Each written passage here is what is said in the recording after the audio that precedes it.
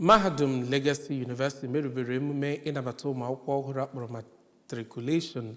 maka ụmụakwụkwọ dị narị anọ nye agba agụmakwụkwọ 2024 mụtara 2025. Anọkwazị n'oge ahụ wee nabata ohere nke inye agụmakwụkwọ na amụmamụ dịgasị iche iche ndị ọhụrụ ọ gbakwunyere na ndị o nwebere enwe. Chibụzọ Obidike bụ onye nta aka ngara emume matriculation ahụ wee deta akụkọ.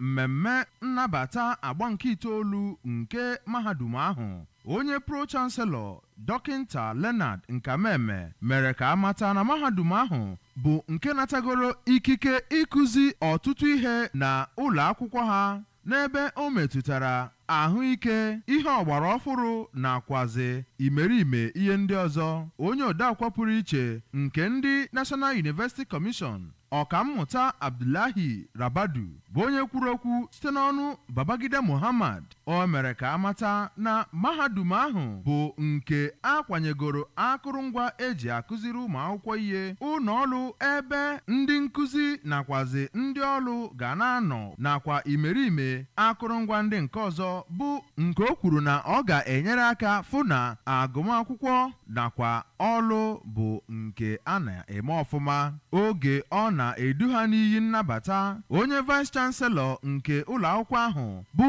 Ọkammụta Ezekiel Iheọnụ kọwara na akụrụngwa nke mahadum ahụ rụpụtagoro bụ iji wee kwado uto nakwa ọganihu ụmụntakịrị na ụlọ akwụkwọ ahụ. N'okwu ya, Honorable Golden Ilo bụ onye na-anọchitekwa anya ọgbọnta nkwado ihe ala nke abụọ na ụlọ omebe iwu steeti a, onye vice chairman board of trustees na mahadum ahụ bụ Festus Onyema nakwazi onye odeakwụkwọ Lawrence Obeta n'otu chetara ha na ụzọ dị n'iru fịakwara ahụ, kama na ha ga-agafe ya site na ịrụ ezigbo ọrụ nakwazi ịdị uchu n'ihe a na-akụziri ha ma gụsị akwụkwọ ike.